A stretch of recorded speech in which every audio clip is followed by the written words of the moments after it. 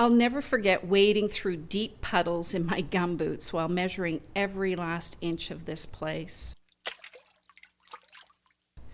It was in such disrepair, but I was so excited to know that we were in the process of giving this historic building a second lease on life. People always ask me how I came to be inspired by the Roundhouse. It all began one summer when I traveled with another architecture student to document the last remaining roundhouses on the CPR line. This old world vernacular architecture was being demolished because the diesel engine had long since replaced the great steam engine, and roundhouses were no longer necessary. Roundhouses were built to house and service steam engines during the great age of steam and played a significant role in the development of all of Canada's major cities. The historic core of the Vancouver Roundhouse was built around 1888. The first time I set foot in the Vancouver Roundhouse, it was still home to the now retired Royal Hudson, the magnificent steam locomotive that in its heyday celebrated the Roundhouse as the social and economic heart of Vancouver. So fast forward to the early 1980s, almost 100 years later, and the Roundhouse was forgotten and forlorn in the middle of an abandoned rail yard, hidden behind blackberry bushes and a big perimeter fence. The Roundhouse and all the other rail yard buildings were simply regarded as a derelict pile of bricks and boards, standing in the way of a new vision for Expo 86, which needed space to host the world. The pressure for demolition grew with each passing day. Meanwhile, I was focused on my UBC School of Architecture thesis, which proposed recycling the Roundhouse and all the adjacent rail yard buildings so that they could become the new historic heart of a future community.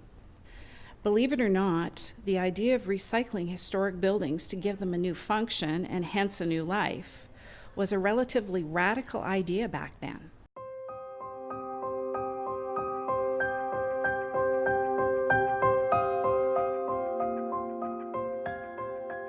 It was easier to simply tear down historic buildings. On November 21st, 1981, I got a call from the press at 5:30 a.m., letting me know that the demolition of the rail yard buildings had begun. So I raced to the architecture studio to see if I could recruit some help. Almost every student I asked dropped what they were doing and made their way to the Roundhouse to stand in front of the bulldozers.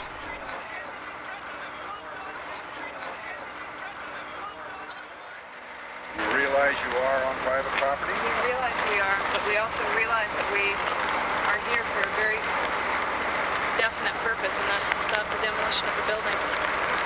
Well, we have to warn you that you will have to remove yourselves from private property. We are not moving so long as there's any question of demolishing these buildings.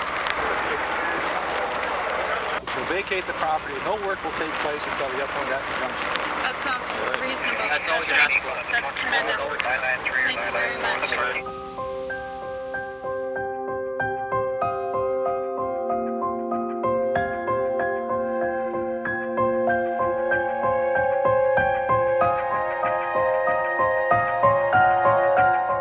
We weren't able to stop the demolition.